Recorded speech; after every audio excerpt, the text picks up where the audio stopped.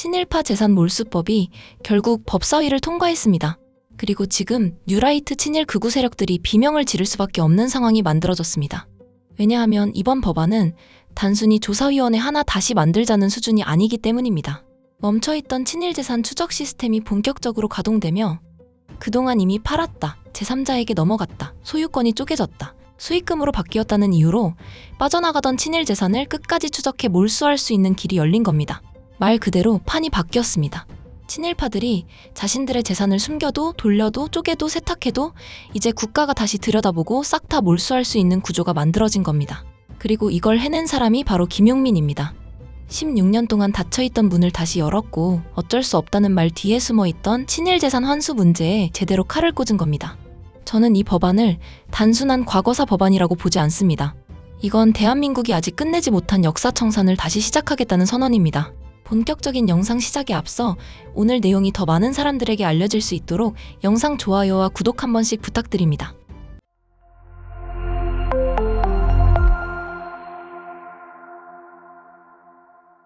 이번 친일파 재산 몰수법, 정확히 말하면 친일 반민족 행위자의 재산을 국가에 귀속시키기 위한 특별법 개정안이 법사위 법안 소위를 통과했다는 소식, 이걸 그냥 좋은 법안 하나 통과됐네 정도로 보면 안 됩니다. 이건 훨씬 더 큰 의미가 있습니다. 왜냐하면 지금까지 친일 재산 환수는 말은 많았지만 실제로 끝까지 찾아내고 숨긴 것을 추적하고 세탁한 것을 다시 끄집어내는 구조가 너무 약했기 때문입니다. 쉽게 말하면 과거에는 친일 재산 환수해야 한다는 구호는 있었지만 그 재산이 어디로 갔는지, 누구 명의로 바뀌었는지, 팔아서 수익금으로 바뀌었는지, 제3자를 거쳐 다시 돌아왔는지 이런 흐름을 끝까지 파고들 전담 시스템은 사실상 멈춰 있었습니다. 말은 있었는데 실효가 없었고, 분노는 있었는데 칼이 없었고, 방향은 있었는데 실제로 문을 열고 들어갈 조사단이 없었던 겁니다. 그러니 친일 재산을 숨긴 쪽에서는 시간이 자기 편이었습니다. 시간이 지나면 사람들은 잊고, 기록은 복잡해지고, 명의는 바뀌고, 재산은 쪼개지고, 돌고 돌다가 어느 순간 이렇게 말할 수 있게 됩니다. 이거 지금 우리 재산인데요. 이미 제3자에게 넘어간 건데요. 거래가 끝난 사안인데요. 너무 오래된 일 아닌가요? 지금까지 대한민국을 좀먹던 친일파와 그 후손들이 바로 이 구멍을 통해 빠져나갔던 겁니다. 그런데 이번 개정안은 바로 그 구멍을 겨냥하고 있습니다. 단순히 친일 재산 환수합시다가 아닙니다. 이제는 숨긴 것도 찾아내고, 팔아버린 것도 추적하고, 수익금으로 바뀐 것도 따라가고, 쪼개고 돌리고 명의를 바꾼 것도, 그 출발이 친일 재산이면 끝까지 보겠다는 겁니다. 그러니까 이번 법안은 과거 조사위의 단순한 반복이 아니라 말뿐이던 청산을 실제 집행 가능한 청산으로 바꾸는 전환점이라는 이야기입니다. 사실 친일재산조사위원회라는 기구는 과거에도 있었습니다. 2006년에 설치됐고 2010년에 활동이 끝났습니다. 그런데 여기서 중요한 건 이겁니다. 이름은 있었지만 친일재산을 끝까지 털어내기에는 너무 부족했습니다. 친일재산이라는 건 한번 조사한다고 끝나는 문제가 아닙니다. 재산은 가만히 멈춰있는 물건이 아닙니다. 땅이었다가 돈이 되고, 돈이 건물이 되고, 건물이 법인 지분이 되고, 명의가 가족에게 넘어가고, 제3자를 거치고 다시 다른 형태로 돌아옵니다. 그러니까 친일 재산을 제대로 환수하려면 단순히 지금 이 땅이 누구 이름으로 되어 있느냐만 보면 안 됩니다. 그 땅이 어디서 시작됐는지, 중간에 누구 손을 거쳤는지, 팔렸다면 그 돈이 어디로 갔는지, 다시 어떤 재산으로 바뀌었는지 그 흐름 전체를 추적해야 합니다. 그런데 과거의 구조는 그걸 끝까지 따라가기에는 너무 약했습니다. 칼은 들고 있었지만 날이 무뎠고 문 앞까지는 갔지만 안으로 들어갈 장비가 없었다는 것이죠. 저 안에 뭔가 있다는 건 알았지만 금고를 열고 장부를 뒤지고 돈의 흐름을 끝까지 쫓아갈 시스템이 부족했던 겁니다. 그런데 이번 법안은 바로 그 무력했던 구조를 다시 세우는 겁니다. 이제는 말뿐인 환수가 아닙니다. 상징만 남은 청산이 아닙니다. 실제로 찾아내고 흐름을 추적하고 숨긴 재산까지 따라가서 몰수할 수 있는 구조로 넘어가자는 겁니다. 그러니까 이제부터는 팔았으니 끝났다, 명의가 바뀌었으니 끝났다, 수익금으로 바뀌었으니 못 찾는다, 이런 말이 더 이상 안전한 방패가 되기 어렵습니다. 출발이 친일 재산이라면 그 흐름을 끝까지 따라가겠다는 것. 저는 이게 이번 법안의 가장 강력한 지점이라고 봅니다. 말로만 청산을 외치던 단계에서 이제는 실제 장부를 열고 끝까지 털겠다는 단계로 들어가는 겁니다. 이걸 쉽게 비유하면 이렇습니다. 친일의 대가로 얻은 땅이 있다고 해봅시다. 그 땅을 계속 본인 명의로 들고 있으면 당연히 문제가 되겠죠. 그러면 어떻게 하겠습니까? 팔아버립니다. 다른 사람에게 넘깁니다. 가족이나 관계자 명의로 돌립니다. 법인을 세웁니다. 소유권을 쪼갭니다. 수익금으로 바꿉니다. 그리고 시간이 지나면 이렇게 말합니다. 이건 더 이상 친일 재산이 아닙니다. 그런데 이게 말이 됩니까? 재산의 이름이 바뀌었다고 역사가 사라지는 게 아닙니다. 명의가 바뀌었다고 출발점이 없어지는 게 아닙니다. 땅이 돈이 되고 돈이 건물이 되고 건물이 지분이 되고 지분이 다시 다른 재산으로 바뀌어도 그 시작이 친일의 대가였다면 국가는 당연히 그 흐름을 다시 봐야 합니다. 그래서 저는 이번 법안을 친일 재산판 포렌식이라고 봅니다. 휴대폰 포렌식을 생각해보세요. 메시지를 삭제했다고 끝납니까? 아닙니다. 복구합니다. 숨겨진 파일을 찾고 누가 언제 누구에게 무엇을 보냈는지 추적합니다. 삭제된 줄 알았던 기록도 다시 꺼냅니다. 이번 법안도 마찬가지입니다. 친일 재산을 숨겼다? 찾아갑니다. 팔았다? 돈 흐름을 봅니다.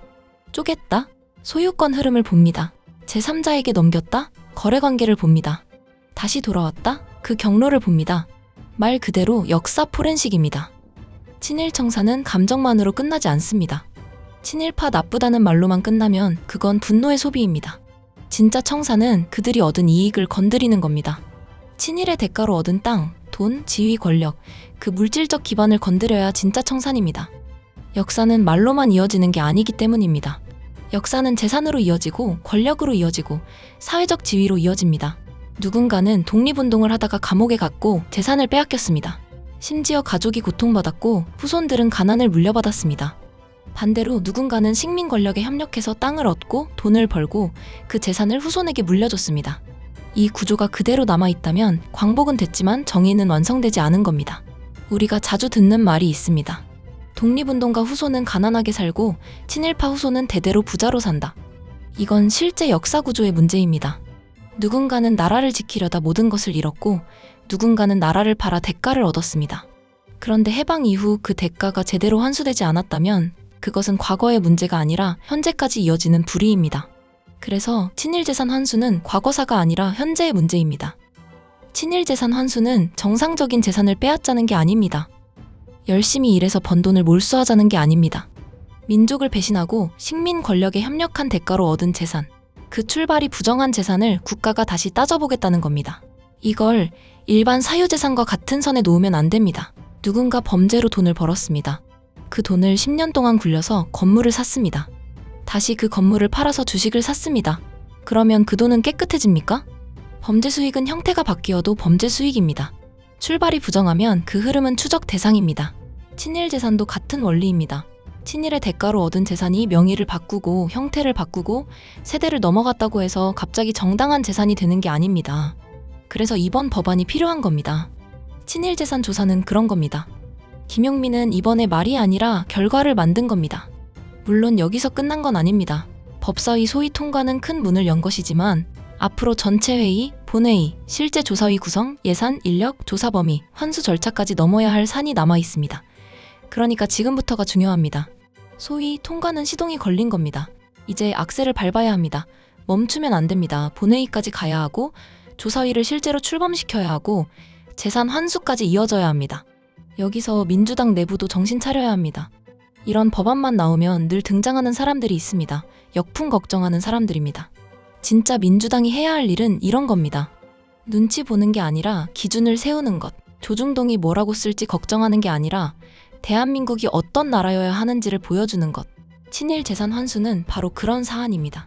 역사를 바로 세우는 문제에서 눈치를 본다면 개혁 정당이라고 말할 자격이 없습니다. 그리고 이번 법안은 친일 인사 공직 임명 방지법과도 연결돼야 합니다. 친일 재산 환수는 돈의 문제입니다. 친일 인사 공직 임명 방지는 자리의 문제입니다. 돈과 자리, 이 두 가지가 같이 정리돼야 합니다. 친일의 대가로 얻은 재산은 환수하고 친일 뉴라이트 역사관을 가진 사람들이 국가의 역사기관이나 공공기관 핵심 자리에 앉는 일도 막아야 합니다. 독립기념관 같은 자리에 역사관이 뒤틀린 사람이 앉는 것. 이게 말이 됩니까? 재산도 정리하고 자리도 정리해야 진짜 청산입니다. 친일 청산을 반대하는 쪽은 항상 이제 과거를 그만 보자고 말합니다. 그런데 과거가 현재의 재산으로 남아있으면 그건 과거가 아닙니다. 현재입니다. 그 땅이 지금도 돈을 벌고 있으면 현재입니다. 그 수익이 지금도 누군가에게 가고 있으면 현재입니다.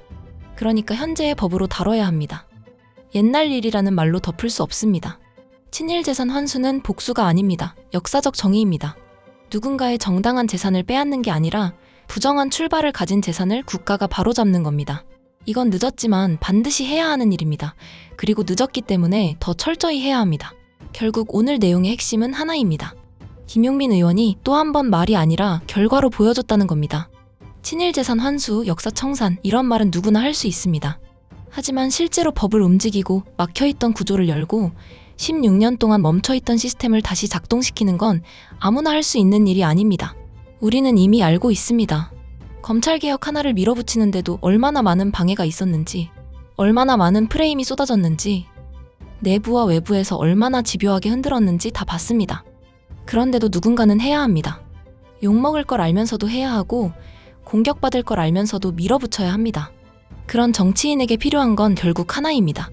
당원들의 힘입니다. 김용민 의원이 더 강하게 갈 수 있도록, 민주당이 더 분명하게 역사 청산의 길로 갈 수 있도록 당원들이 힘을 실어줘야 합니다. 그래야 검찰개혁도 친일청산도 공직개혁도 말이 아니라 실제 결과로 이어질 수 있습니다. 오늘 내용이 많은 분들께 알려졌으면 좋겠습니다. 김용민 의원이 어떤 일을 해냈는지, 이 법안이 왜 중요한지, 그리고 친일재산 환수가 왜 아직도 현재의 문제인지 더 많은 사람들이 알아야 합니다.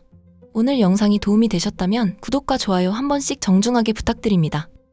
여러분의 구독과 좋아요가 이 목소리를 더 멀리 보내는 힘이 됩니다. 끝까지 시청해주셔서 진심으로 감사드리며 저는 다음 영상에서 새로운 소식으로 다시 찾아뵙겠습니다.